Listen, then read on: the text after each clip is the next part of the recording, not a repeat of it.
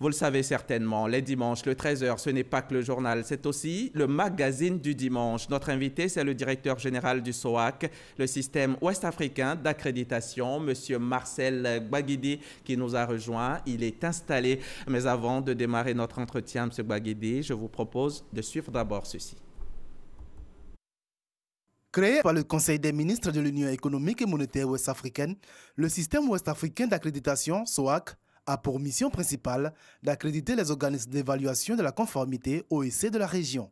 Cela dans le respect des normes internationales et en concertation avec les services de l'UEMOA et les opérateurs privés. L'accréditation, c'est la reconnaissance formelle de la compétence technique et de nos laboratoires, de nos organes d'inspection et organes de certification par rapport donc à un référentiel pour valider les résultats de les essais. Et c'est sur cette base qu'on peut garantir la qualité de nos produits, pour d'une part préserver la santé de nos populations, mais d'autre part assurer la promotion de nos exportations pour faire face aux obstacles non nécessaires à la circulation des biens et des services. Le système est opérationnel depuis 2018. Il vient faciliter l'accès à l'accréditation aux organismes d'évaluation de la conformité de la région avec des coûts réduits de 30 à 55% comparativement à ceux proposés auparavant par les systèmes d'accréditation étrangères. Entre janvier et avril dernier, le SOAC a décerné ses 6 premières accréditations. L'organisme de régulation de la qualité régionale intervient entre autres dans les domaines de la métrologie, des analyses et essais agroalimentaires et BTP, de la biologie médicale. Il envisage élargir son champ d'action dans la formation et la certification de systèmes. Monsieur Gbaguidi, merci d'être là. On l'a entendu dans l'élément vidéo que nous proposait Jean-Luc Bongo. Mais dites-nous, qu'est-ce que le SOAC ? Alors, je pense que ça a été bien présenté dans l'élément. Le SOAC, c'est le système ouest-africain d'accréditation mis en place par la commission de l'UEMOA et aujourd'hui appuyé aussi par la commission de la CEDEAO, dont l'objectif est de protéger, participer à la protection des consommateurs, et ce, en vérifiant la conformité, la compétence des organismes d'évaluation de la conformité, que sont notamment les laboratoires, tout domaine confondu, mais également les organismes d'inspection et les organismes de certification. Ah, attention, certification et accréditation, il y a bien nuance. Une grande nuance. Alors, les organismes de certification vont certifier les entreprises et on peut se poser la question de la compétence de ces organismes de certification. Et c'est là qu'intervient l'accréditation, c'est-à-dire les organismes d'accréditation vont vérifier la compétence des organismes de certification. Il serait important de souligner qu'en Côte d'Ivoire, cela a été bien pris en compte parce que ça a été gravé dans le marbre grâce à une loi qui définit de manière très claire les principes d'accréditation, de certification, bref, toute la terminologie de la qualité. Et comment la compétence même du SOAC se détermine ? La compétence du SOAC va se faire par l'évaluation par les pairs, puisque nous sommes au sommet de la pyramide. Il n'y a plus personne en fait pour évaluer. Alors au niveau mondial, nous mobilisons les organismes d'accréditation qui montent ensemble des équipes et qui vont s'évaluer entre elles. Et lorsque nous estimons que nous avons un mode de fonctionnement équivalent, nous signons ce qu'on appelle des accords de reconnaissance mutuelle qui permettent aux certificats délivrés par les structures accréditées d'être acceptés entre les pairs dans tous les pays. Et le 28 mars dernier, en 2018, il y a 15 mois, le SOAC est lancé ici à Abidjan. 15 mois donc après, c'est quoi le bilan ? 15 mois après, le bilan, c'est déjà une opérationnalité complète. Vous avez 6 laboratoires déjà accrédités. Et c'est lié vraiment au fait que nous avons eu un engagement. 6 laboratoires accrédités, mais il y en a 5 autres qui sont en cours d'accréditation. Tout à fait, 5 autres. Et au moment où je vous parle, une mission se prépare pour le Burkina Faso pour aller évaluer 2 structures. Et nous avons déjà évalué 3 structures ici en Côte d'Ivoire la semaine passée.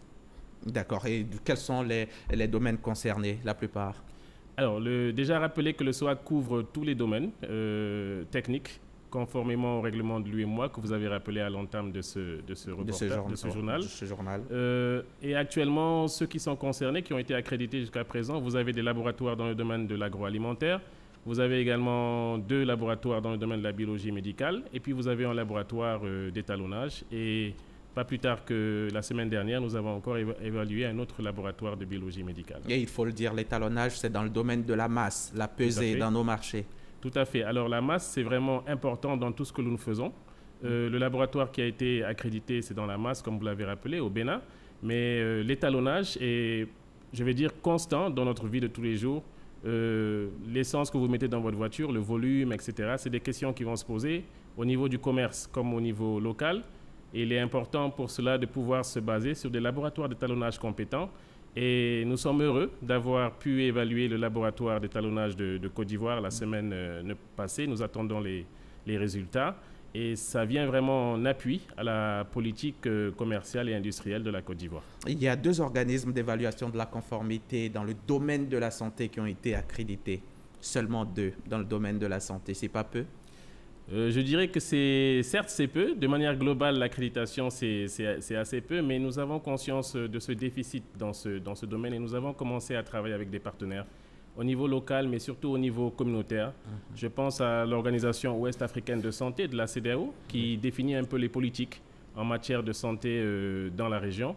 Et l'idée, c'est de pouvoir vraiment booster l'appui que le SOAC, mais aussi ses pairs, ceux du Ghana et du Nigeria, peuvent apporter pour plus de compétences au service des laboratoires de biologie médicale. Et nous avons bon espoir qu'avec, surtout en Côte d'Ivoire, beaucoup de structures qui appuient ce domaine, nous puissions rattraper très vite le retard dans ce domaine. D'accord. En 15 mois, 6 accréditations ont été donc faites, 5 sont en cours, alors qu'à l'origine, lorsque le siège ouvrait ici à Abidjan, l'objectif c'était une accréditation jusqu'à la fin de l'année.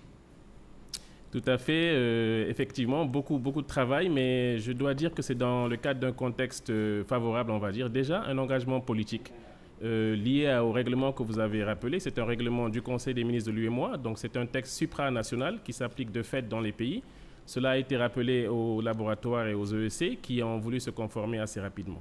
L'autre niveau d'engagement, c'est encore les ministres. L'ensemble des ministres en charge de la qualité dans les pays, notamment ici en Côte d'Ivoire, M. Diarra-Souba, que nous remercions au passage. M. Souleymane Diarra-Souba, le ministre du Commerce et de l'Industrie. Ont bien voulu prendre des notes d'émissives, des notes d'information à l'attention des organismes d'évaluation de la conformité pour leur rappeler le cadre réglementaire et les informer que le SOAC est aujourd'hui opérationnel. À côté de ça, les ressources et l'appui technique. L'Organisation des Nations Unies pour le développement industriel qui a apporté qui a apporté un grand appui technique pour le démarrage rapide du SOAC dans le cadre de programmes qui appartiennent aux commissions de l'UEMOA et de la CEDEAO. Et puis enfin rappeler que la commission de l'UEMOA a mis à disposition du SOAC les moyens de fonctionner pour les 3 prochaines années. Je sais aussi que vous accréditez par exemple la police judiciaire. Tout à fait, un domaine assez particulier et nouveau. La semaine dernière, nous avons pu évaluer un laboratoire dans ce domaine. C'est pour vous montrer combien la compétence des organismes d'évaluation de la conformité est cruciale pour la prise de décision des décideurs. Si vous n'avez pas un certificat conforme, quelle que soit votre compétence, vous risquez de prendre une mauvaise décision qui peut impacter le commerce, la santé, la sécurité des populations, etc. Et c'est pour ça que les commissions et les États ont mis beaucoup d'efforts pour rendre opérationnel le SOAC. Et combien de temps ça prend une accréditation? Je vais dire que ça va dépendre aussi bien de l'organisme d'accréditation que de l'OEC parce que vous allez déposer votre dossier, nous allons vérifier s'il est conforme. S'il est conforme, nous allons mandater une équipe. Et s'il n'est pas conforme, il y aura des va-et-vient entre l'organisme demandeur et puis le SOAC. Et approximativement, combien de temps vous mettez pour une accréditation? Aujourd'hui, avec tous les efforts dont j'ai parlé, les premiers certificats ont pris à peu près 5 mois. Et il est bon de souligner que nous avions des plaintes au début, avant le lancement du SOAC, parce que certaines structures ont dû attendre 2 ans pour se faire accréditer lorsque cet organisme n'était pas là. Alors, c'est le lieu de saluer cet effort des commissions qui font qu'aujourd'hui, nous avons un organisme d'accréditation de proximité qui peut prendre en charge très rapidement les requêtes des organismes d'évaluation de la conformité. Parce qu'on est habitué à d'autres structures d'accréditation internationales qui, elles, mettaient beaucoup plus de temps, 2 voire 5 ans. Tout à fait. Beaucoup plus de temps parce que l'accréditation, c'est d'abord une question nationale. Bien sûr. Ce qui fait que si vous faites appel à un organisme d'accréditation étranger, il va d'abord prendre en charge ses préoccupations nationales avant de traiter votre demande. Et c'est à cause de ce déficit, de cette carence que les commissions ont relevé que tout cet effort a été fait pour avoir le SOAC aujourd'hui disponible de proximité pour l'ensemble des États de l'UEMOA. Monsieur le directeur général, est-ce qu'il n'y a pas de risque de triche? Moi, si je suis par exemple à la tête d'une structure, d'un organisme d'évaluation de la conformité et que je sollicite je sollicite l'accréditation, est-ce que je ne peux pas faire en sorte de me mettre en conformité pour que vous veniez, vous accréditez ma structure et puis après je recommence avec ce qui n'est pas à faire? Tout à fait, c'est un niveau de risque et vous faites bien de souligner ce point. Aujourd'hui, l'ensemble des démarches qualité tiennent compte du risque. Et au niveau de l'accréditation, ce qui est fait, c'est que ce certificat, cette attestation ne vous est pas donné à vie, comme le baccalauréat, par exemple. Vous allez être réévalué chaque année. Nous avons aussi le retour de vos clients qui peuvent directement contacter le SOAC en cas de notification de défaillance, etc. Et ça nous permet, nous, de réagir.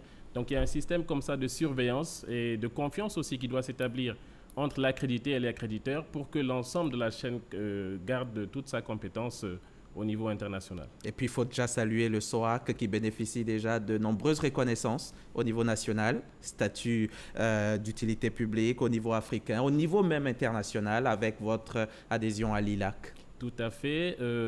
C'est encore le lieu de remercier la Côte d'Ivoire. Dans le cahier de charges que la Commission, lui et moi, avait mis en place, il fallait que la Côte d'Ivoire puisse permettre que nous ayons un organisme reconnu d'utilité publique, et cela est fait depuis le 8 mai. Et parallèlement à cela aussi, au niveau international comme au niveau local, il y a eu cette reconnaissance du SOAC comme membre associé aujourd'hui de l'ILAC, qui nous permet de donner encore plus de crédibilité aux efforts qui se font dans la région et plus de crédibilité aux résultats du SOAC. D'accord. La journée de l'accréditation se fête tous les 9 juin. Qu'en est-il de l'UEMOA? L'UEMOA et particulièrement la Côte d'Ivoire. Tout à fait, tous les 9 juin. Alors, nous avons 8 États. En fonction de la disponibilité des États, déjà 4 États ont pu la fêter, mais la Côte d'Ivoire, de manière particulière, la fêtera le 27 juin prochain, dans le cadre des journées d'évaluation de la conformité qui seront réalisées au niveau de la CRAE et UEMOA. Et beaucoup de thèmes seront abordés, notamment le thème de l'année, c'est-à-dire la valeur ajoutée qu'apporte l'accréditation à la chaîne d'approvisionnement, mais aussi surtout les questions de réglementation, la clarification des textes réglementaires, une défaillance que nous avons un peu notée dans l'ensemble des pays, et ce sera l'occasion d'éclairer un peu les parties prenantes sur cela grâce à notre point focal local qui est assuré par Madame le directeur de la promotion de la qualité et de la normalisation. Donc les journées de l'évaluation de la conformité, c'est pour les 26 et 27 juin. Je rappelle le thème qui est le suivant, une vraie valeur ajoutée dans la chaîne d'approvisionnement. Dites-moi, Monsieur le directeur général, qu'est-ce que ça apporte concrètement à une entreprise de se faire accréditer?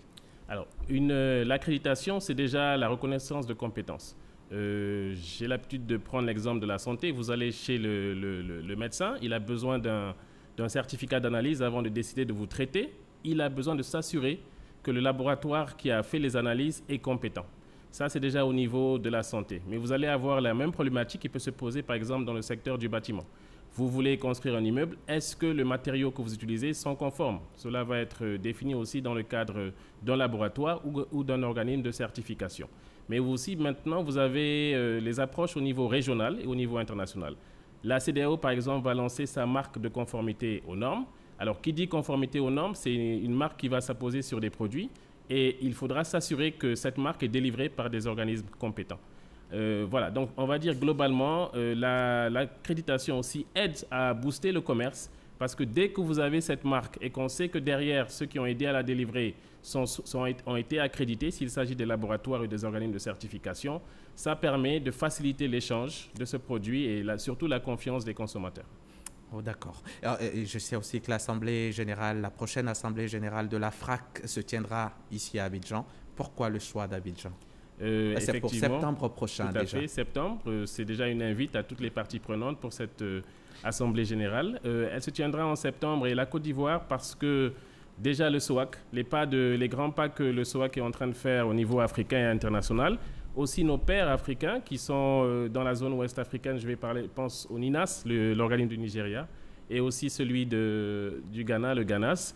Et pour la première fois en Côte d'Ivoire, vous aurez cette grande messe de l'accréditation qui se tiendra au niveau local. Qui se tiendra au niveau local. Merci beaucoup. Monsieur Gbaguedi, Marcel Gbaguedi, directeur général du SOAC, le système ouest-africain d'accréditation. Je rappelle que vous êtes venu nous parler de votre structure dont le siège est en Côte d'Ivoire depuis tout juste 15 mois. On en a fait le bilan, on a parlé du fonctionnement, vous nous avez livré votre vision, vos défis. Merci encore d'être venu et à très bientôt. C'est la fin de l'entretien, c'est aussi la fin du journal. Merci de l'avoir suivi, mais ne décrochez pas. À suivre, le plateau Cannes, c'est sur la chaîne qui rassemble. Le 20h ce soir vous sera proposé à 22h15 avec Marie Longo.